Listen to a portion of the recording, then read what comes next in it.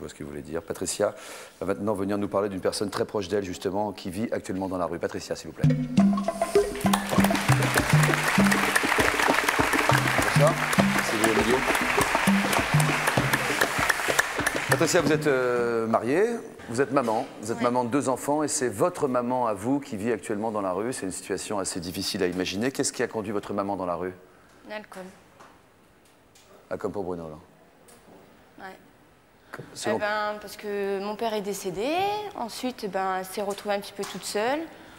Ensuite elle a retrouvé un ami qui lui vivait un petit peu aussi dans l'alcool, mais bon, comme ça quoi. Sans excès? Enfin si quand même un petit peu, mais bon, il travaillait dans un bar et tout, donc bon.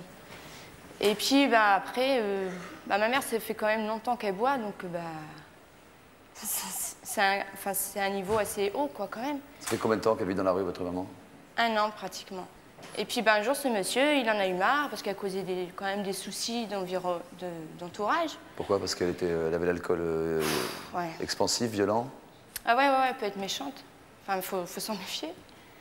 Et puis un jour, il m'a appelé et puis il m'a dit ta mère, je la mets dehors. Et de là, tout a démarré. C'est comme ça que vous avez appris que votre mère n'avait plus de toit? Ouais. Il m'a appelé, ouais. Pourquoi vous avez essayé d'abord de l'accueillir chez vous, puis ensuite vous y avez renoncé? Vous avez essayé quand même, hein? Nous, on lui a proposé de l'aide. Elle dit qu'elle ne veut pas nous ennuyer, que c'est son souci, que nous, on a notre vie, qu'elle a eu la sienne, qu'on profite de la nôtre, et puis voilà, quoi. Quel âge a-t-elle maintenant? 48 ans.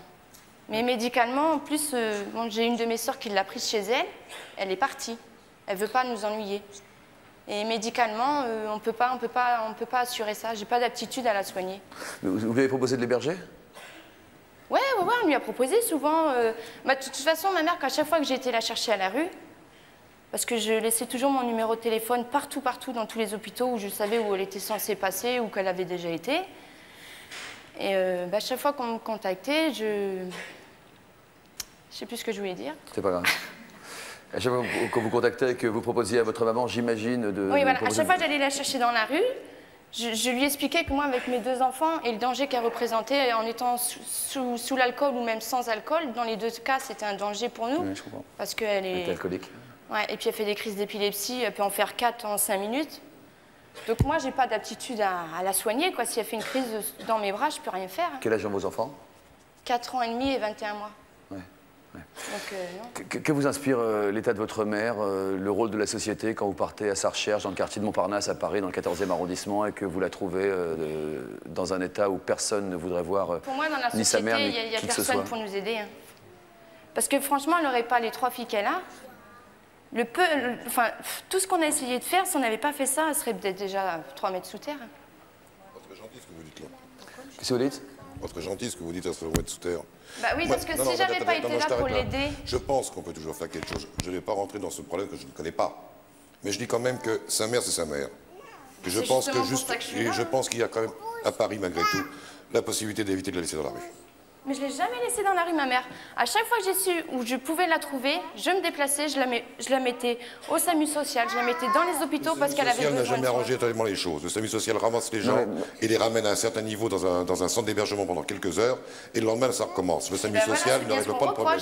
C'est bien ce qu'on reproche parce que dans les hôpitaux, on me disait, vous avez des aides. Je parle en tant que président d'association, que je suis également. Je tant qu'à Paris, on peut quand même trouver une solution avant de laisser quelqu'un dans la rue. Je ne suis pas d'accord avec ça. Mais je ne l'ai pas laissée dans la rue, ma mère. Elle est dans la rue, j'entends. Je ne suis pas d'accord. Non, elle est en milieu hospitalier en ce moment. Bon, pour le moment, mais on dit elle est dans la rue. C'est quand même sa mère.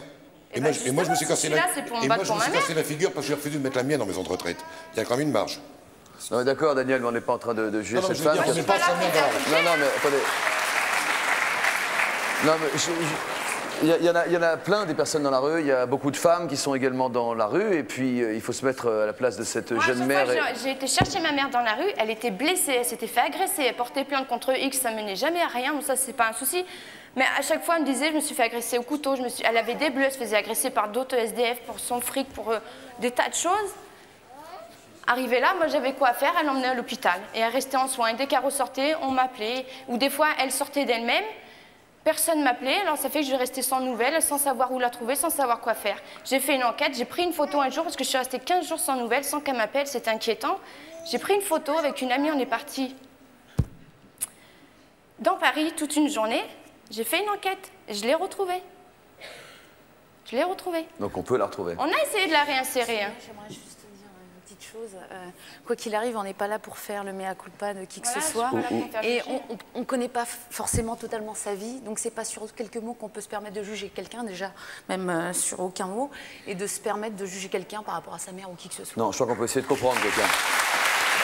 Vous voulez dire quelque chose? De toute façon, il s'agit de comprendre et pas de juger, évidemment. Non, de toute façon, il y a des gens qui ne veulent pas s'en sortir non plus. Hein. Il y en a qui n'ont pas la volonté. Hein. Il y en a plein. Tous ceux que vous voyez dans la... Moi, j'étais SDF il y a pas mal d'années et je revois maintenant, je me rebalade dans la même ville où j'étais SDF. Je vois des gens qui sont encore dans la rue et qui ne veulent pas s'en sortir. Ils en reconnaissent? Ils me connaissent visuellement, oui, bien sûr. Ils me reconnaissent visuellement, c'est clair. Quelle conversation vous avez avec eux? J'ai aucune conversation. Moi, ces gens-là, les gens qui... Je suis désolé pour ceux que ça va frustrer, mais moi, je suis clair et précis dans mes propos. Les gens qui sont SDF depuis plus de 10 ans, c'est des gens qui veulent y rester. C'est des gens qu'on voit en état d'ébriété très avancé, très tard le soir ou dans la journée. C'est des gens qui vont faire la manche juste pour se fournir de l'alcool. Moi, je suis désolé, quand je vois quelqu'un qui fait la manche, je lui donne rien. Je préfère rien lui donner et être sûr qu'il ne s'achètera pas une bouteille d'alcool. Je préfère encore lui... voilà. Je préfère encore aller au supermarché du coin, lui donner un sac. Non, mais ce qu'elle dit, c'est que c'est vrai que beaucoup de SDF, mais pas tous. Oui, pas tous. Tout à fait. Mais il n'y en a pas beaucoup. Boivent, il faut oublier ce qui est insupportable. Boivent, il faut avoir chaud. Il y a boire et boire. Mais se nourrissent, oui, il y a boire et boire. Mais se nourrissent quand même. Enfin, c'est le cas de bien sûr, ils se nourrissent, ouais. Il y a des gens qui lui donnent des tickets restaurants, ou il y en a qui vont avec elle au restaurant, où nous, on lui a amené ce qu'il fallait quand elle était en milieu hospitalier. Hein. Ouais. On lui a amené plein de trucs. Hein. Yves, moi, ça me choque un petit peu de ce que vous dites, à savoir que vous avez vécu de la Manche, vous, un petit peu. J'ai pas vécu de la Manche. Un tout petit peu, Yves. Non, attention, faut pas confondre. Bon, excusez-moi, vous n'auriez pas une petite pièce ou quoi que ce soit pour manger ou des choses comme ça, et confondre, vous n'auriez pas un franc ou deux pour téléphoner. C'était pour acheter une baguette, un morceau de jambon. Non, mais il y en a qui vous ont donné des pièces de 1 franc, mais sous un prétexte, sous un autre prétexte que pour... en tout cas, c'était pas pour acheter de l'alcool. Moi, je bois pas, je n'ai jamais bu et je... Non, mais on vous a donné et vous voulez pas donner aujourd'hui, quoi. Non, je donnerai pas parce que moi, quand je vois les gens dans la rue, ils sont par terre avec le litre de rouge, mais dans des états pas possibles. Ils y restent depuis des années. C'est des gens... Je ne veux pas vous juger non plus, je veux savoir ce qu'en pense tout le monde. Moi, je donne. Ça m'arrive maintenant de donner. Ouais, et je sais... Et puis je de se sais dire, pertinemment que c'est pas pour bouffer. Oui, mais ma mère, des fois, elle faisait même pas la manche. Elle était, je sais pas, à la gare Montparnasse, comme ça, en train de discuter. Il y a un monsieur qui est venu lui taper sur l'épaule, lui a dit, Madame, excusez-moi de vous demander ça, mais même si vous voulez pas, tant pis, mais est-ce que vous avez faim? Elle a dit oui. Et bien, il l'a accompagnée, il l'a fait manger. Moi, sur plus de 10 ans de rue, j'ai jamais connu un SDF qui buvait pas, excusez-moi. Bah oui, alors, moi. Ah bah, allons, on s'est pas rencontrés. Mais moi, personnellement, moi, je suis désolé. j'en ai pas vu un. Voilà. Ah bah, il faut que je vienne ici pour en voir deux. J'en connais d'autres, moi, qui ne boivent pas. Je vous en prie. Je peux dire quelque chose par rapport à Patricia, par rapport à son témoignage. Je pense aussi, enfin, à voir comme c'est à entendre, parce que moi, je ne suis pas vraiment dans la même problématique que vous, mais ce que j'ai pu comprendre, c'est surtout une approche des maladies psychiques, plutôt. C'est pas vraiment par rapport à son statut de SDF, c'est plutôt par rapport à ses problèmes psychiques, que ce soit l'alcoolisme ou des problèmes de... Avec tout ce qu'elle a vécu dans sa vie, elle est plus apte à... Alors, je crois que c'est plutôt... Une fois, il y a un médecin qui m'a dit, mais attendez, elle aura un déclic. Je dis, un déclic de quoi? Elle peut pas avoir un déclic. Je crois que c'est plutôt spécifique justement à ce genre de problématiques qui sont justement les maladies psychiques par rapport à la réinsertion dans une famille plus que le statut de SDF. Une fois, ma mère, j'étais avec elle était encore chez son amie. Je lui ai dit, maman, est-ce que tu veux te faire soigner? Elle m'a dit oui. On a appelé avec elle les hôpitaux.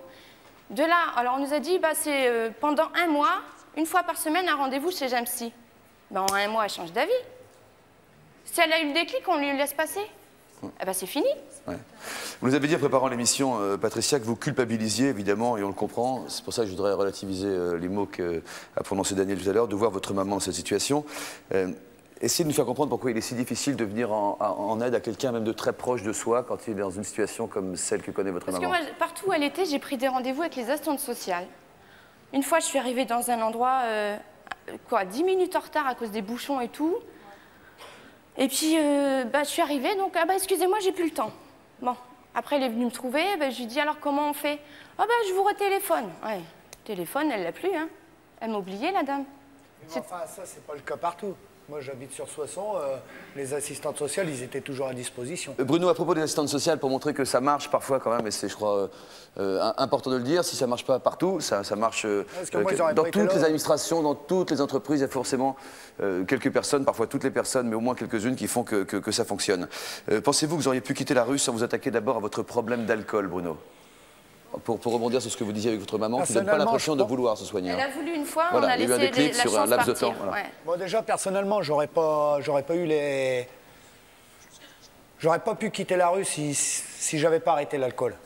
Mais après, il a fallu que je trouve des gens qui me fassent confiance. Et en qui, moi, j'ai confiance surtout. Suite à mes ennuis, j'ai trouvé une personne à qui j'ai fait confiance et qui m'a fait confiance. Et ça, bon, bah, c'est... Je sais pas, quand on est dans la rue, ils pourront peut-être tous le dire, on a l'instinct. On sent la personne ou on la sent pas. Bon, j'ai tombé sur une personne qui m'a fait confiance, Madame Martin qui est là. Ça, Madame Martin. Et ensuite, bon, ben, j'ai vu qu'elle me faisait confiance. J'ai tout fait pour qu'elle m'a aidé. Bon, ben, et j'ai fait de mon mieux pour m'en sortir. C'est comme un contrat de confiance entre deux individus, voilà. quoi. Ouais. Elle m'a fait confiance, j'y ai fait confiance. D'accord. C'est vrai, ça manque de confiance. Hein. Ouais. C'est comme ça qu'on se raccroche à la vie sociale. Si on ne l'est pas dès le départ, on le devient. Le fait si on ne l'est pas dès le départ, on le devient.